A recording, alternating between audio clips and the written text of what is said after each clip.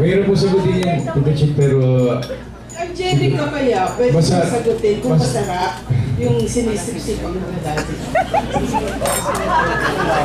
Ang daming virgin nandito ngayong gabi. Oh, tingnan mo dito. Ay, mga plastic yan. Sige, Angelica, pakatotoo ka. Go, Che. Go, Angge. Hindi pa nila nalalasan yung labi ni Piolo. Sorry. Oo. Sige na, Angelica, sabihin mo. Ano? Para mainggit kami. Masarap.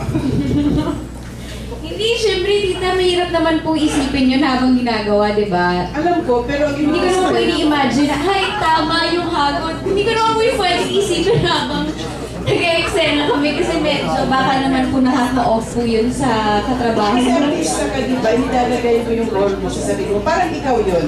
Sa Well, panahon. hinihilig po ako pagka nag-kiss kami, pero hindi ko po masabi kung ano. Hindi ko po na maalala kung try na natin ulit.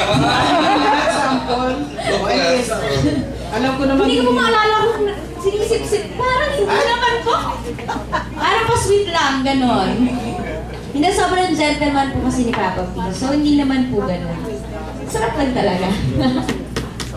Yung tribute kay Piolo, alam mo, bilib na bilib ako sa dahil sa pag-ibig. Dahil parang naniniwala na akong pare ka talaga. Yes. Pero di pag bumahalik siya dito, sinusupsup ang ang dahil sa Nagdadalawang isip ako kung ano siya doon. Sa pare, o very good. lover boy. Anyways,